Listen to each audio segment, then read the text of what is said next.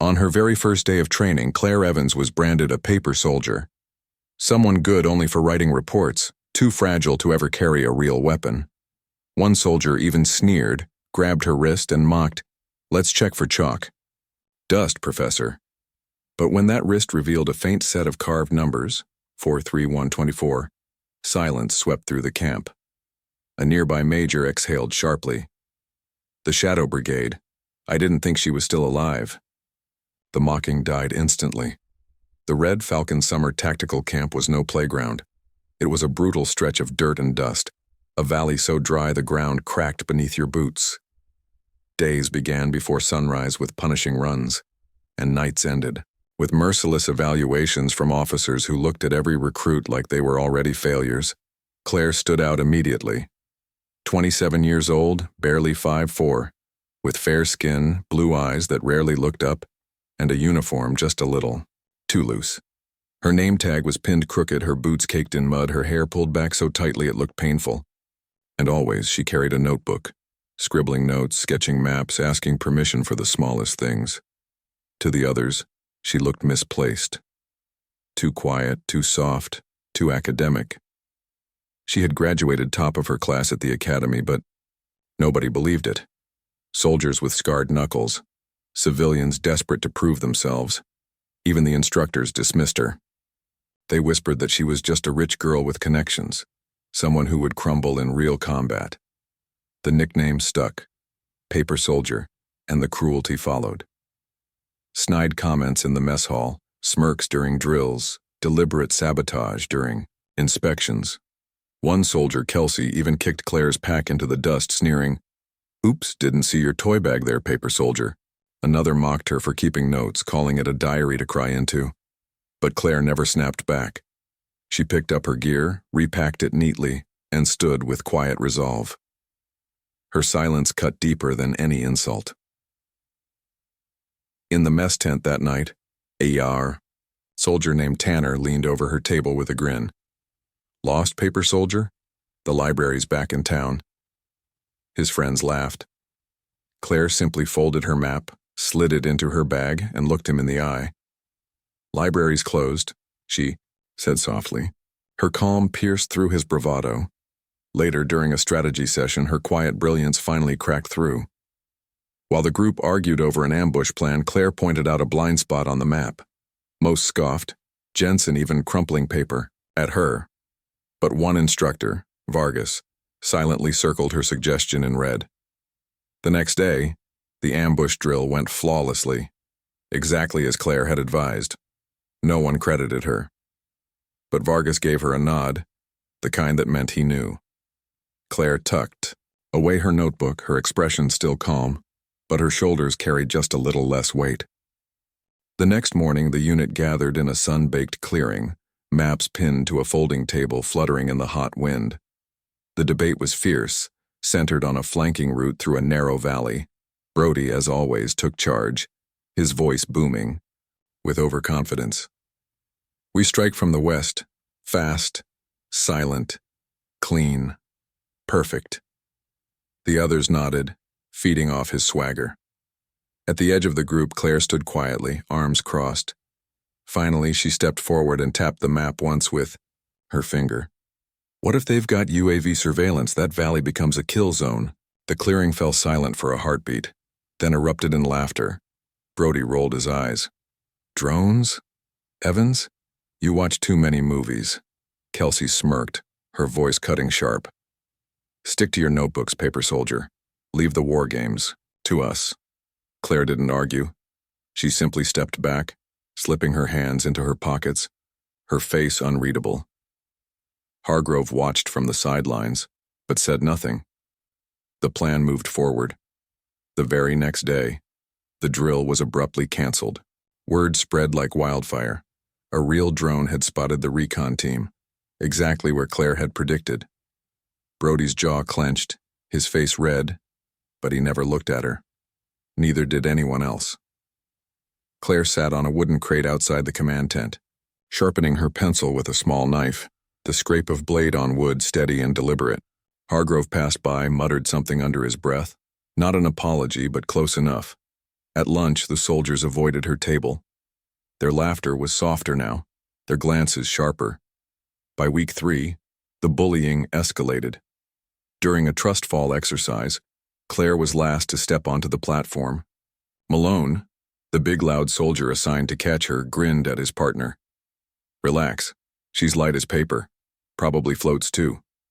The group erupted in laughter. Claire clenched her fists, then let herself fall. At the last moment, Malone stepped aside. The thud of her body hitting the dirt silenced the camp. She lay still for a moment, then slowly pushed herself to her feet, her face pale but calm. Without a word, she brushed the dust off her uniform and returned to her place. Malone chuckled. Told you, bounces right back. Nobody met her eyes. Her silence cut deeper than any outburst. The days grew harder. A brutal 5-kilometer run left recruits collapsed in the dust. Claire staggered across the finish line last, drenched in sweat, her breath ragged. Hargrove read her scores aloud like a judge passing sentence. Evans. Endurance. C. Reaction time. Poor. Paper soldier. The word stung. Smirk spread across the group. Malone couldn't resist. Careful, wind might blow her away. Laughter followed. Claire said nothing. She filled her canteen, her trembling fingers fumbling at the cap before tightening it shut. Then she walked away, her face blank. Later, during a forest navigation drill, Claire quietly saved them all. Brody's misread map was steering the team straight into a ravine. Claire's calm voice cut in. You're off by 2 degrees. That path drops into a gully. Brody turned, irritation flashing. But Carter, the instructor, double-checked and froze. She's right. The group adjusted course, reaching the checkpoint just in time. Afterward, Carter pressed his own weathered compass into Claire's hand. Keep it. You've got sharper eyes than most. She tucked it away silently. The others ignored it, but Jensen's smirk was gone. The cruelty peaked during live fire prep in a cramped shed, the air thick with oil and tension.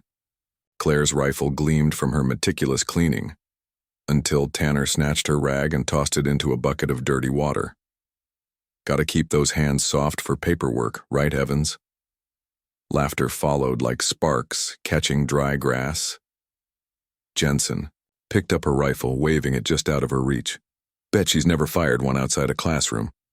The room tightened around her, voices overlapping in mockery.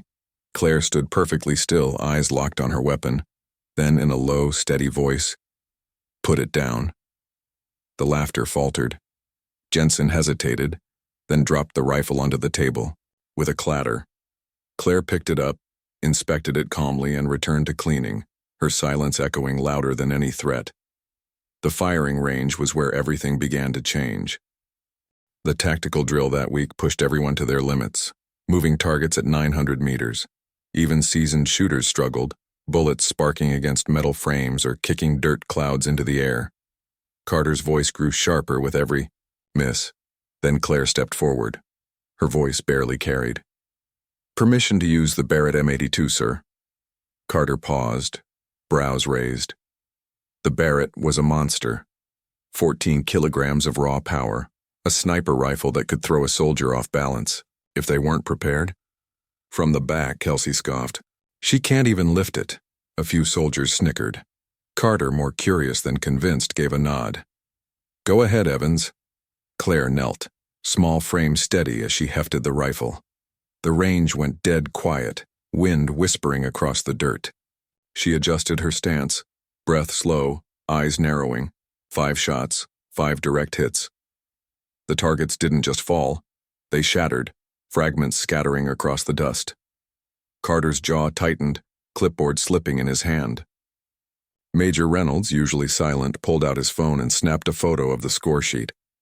Behind Claire, the smirks had vanished. Tanner shifted uneasily, his mouth dry.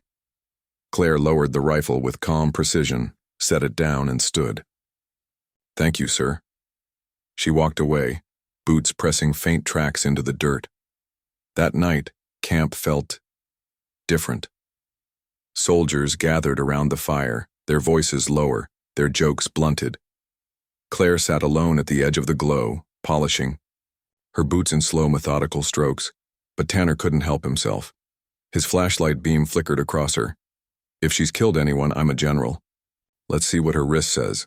Chalk marks, maybe red ink. Before Claire could move, he lunged and grabbed her wrist. Her eyes turned to ice. She yanked free, gloves slipping just enough to reveal the faint scars. The firelight caught the carved numbers.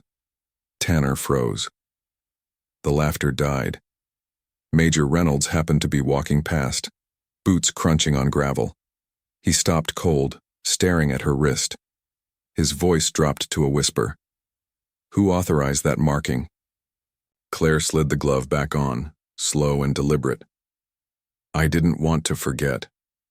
Reynolds's expression hardened, almost disbelieving. The Shadow Brigade. You're still alive. The silence was suffocating. Tanner dropped his flashlight, his hands trembling. Claire didn't look at him. She stood, tucked the rag into her pocket, and walked away. The fire crackled behind her, throwing long shadows. Days later, during a mock interrogation drill, cruelty reached its peak. Claire was blindfolded, tied to a metal chair beneath a harsh spotlight. Brody leaned close, his voice a sneer. What's your secret, paper soldier? Daddy's money? Bribed your way here? Kelsey yanked Claire's hair, tilting her head back. Answer, or we'll make this fun. Jensen threw cold water into her face, droplets running down her uniform as laughter echoed in the dark. Bound hands twitched, but Claire said nothing. Finally, Brody slammed the table. You're nothing here, Evans, nothing. Claire lifted her chin, blindfold damp, and whispered one word. Enough. The room froze. Silence cut sharper than any insult. During a radio communication drill, her quiet brilliance surfaced again. The team simulated a downed pilot rescue, but their signals were jammed. Brody barked frantic orders, his voice breaking in static. Claire adjusted her headset, murmuring a coded sequence no one else recognized. Minutes later, the interference cleared. A crisp signal broke through, pinpointing the pilot's location. The mission succeeded. No one gave her credit except Commander Ellison, who had overheard. Later, he handed her a sealed envelope, his expression unreadable. For your file. Inside was a commendation for exceptional technical skill, signed by a general she'd never met. Claire folded it carefully and slipped it into her bag without a word. The next day, Hargrove delivered the blow. Evans is cut from the demo team. Reason: poor discipline, unclear background, unsuitable conduct. His tone was flat, like reading a weather report. Brody smirked. Good, last thing we need is her wrecking formation. Kelsey leaned toward Malone, whispering something that drew another grin. Claire stood at the edge, hands clasped behind her back, gaze fixed on the dirt. She didn't argue, didn't flinch. The final humiliation came during a public briefing before the officers' panel. One by one, soldiers presented their reports. When Claire stepped up, notes neat, voice steady, Jensen cut across her mid-sentence, his voice loud and mocking. Sorry, can we get someone who's actually been in a fight?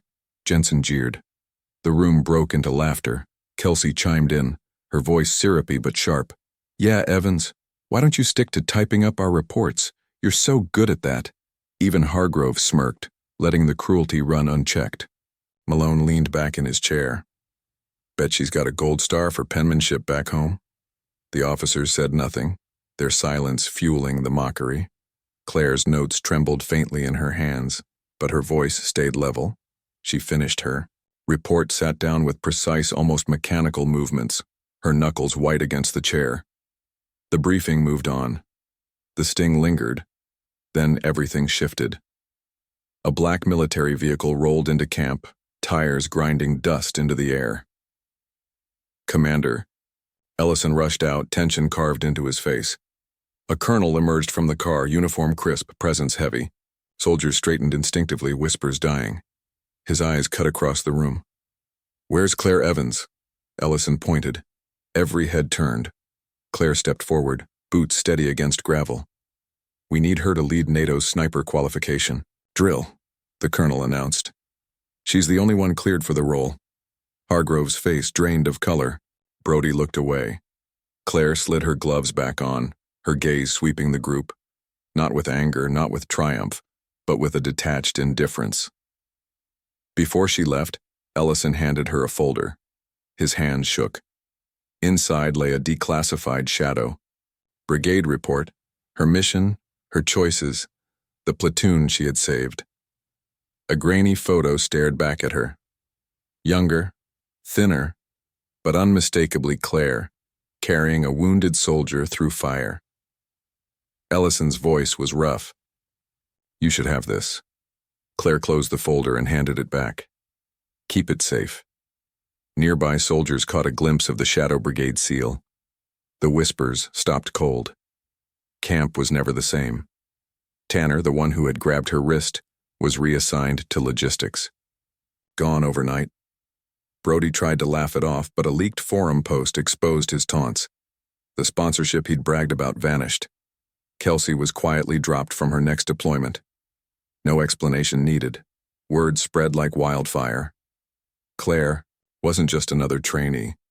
She was Shadow Brigade, a name soldiers spoke in hushed tones, unsure if it was myth or legend. She didn't linger. NATO called her to redesign their sniper tactics program. Major Reynolds, the man who had seen her wrist, now stood when she entered a room. Respect, yes, but something deeper. He understood those numbers. One day, a new mark appeared on her skin. Asked what it meant, Claire answered softly, to forgive. It was the first time her voice carried warmth. Life in camp carried on without her, but it felt hollow. Those who had mocked her now retold her story like scripture. Claire didn't care. She kept moving, boots still caked in mud, name tag still slightly crooked. She didn't need apologies. She'd carried those numbers before they knew her name, and she would carry them long after they forgot it. Her husband arrived one evening unannounced, broad-shouldered, quiet, eyes sharp. He stepped into the briefing room as Claire packed her gear. Conversation died. Hargrove froze mid-sentence. Brody clenched his fists, eyes on the floor. No one needed his name. His presence was enough. Claire glanced up, a small smile breaking her calm. She slung her bag over her shoulder and walked out with him. The door closed. Silence remained. Months later, she returned, not as a trainee, but as NATO's lead sniper, instructor. During a closed-door meeting, Hargrove tried to offer congratulations, his words clumsy. Claire listened, face unreadable, then handed him a manual she had written. For your team. He flipped through the pages, realization dawning. Every failed tactic from his drills had been dissected, corrected, perfected. The room of officers sat silent, respect sealed. Claire didn't stay. She left the manual behind and walked out, boots steady, legacy undeniable. Her story didn't end there. She trained soldiers who would go on to save lives. She wrote field manuals that reshaped sniper doctrine. But she never forgot the mud, the jeers, the weight of that rifle. She carried it all, not as a burden, but as proof. Proof she was more than a name tag, more than a nickname. Proof she survived. Those who had mocked her learned the truth in time. Some lost positions, some lost respect, some simply lost the courage to meet her eyes. It wasn't revenge, just inevitability. Slow and steady, like her steps through the mud. Her wrist told her story. 43 kills, 12 saved, 4 missions, 1 forgiveness. Numbers, etched in skin, numbers that outlived whispers. She walked forward, not for pride, not for glory, but for everyone who had ever been dismissed, doubted, or silenced. And she never looked back.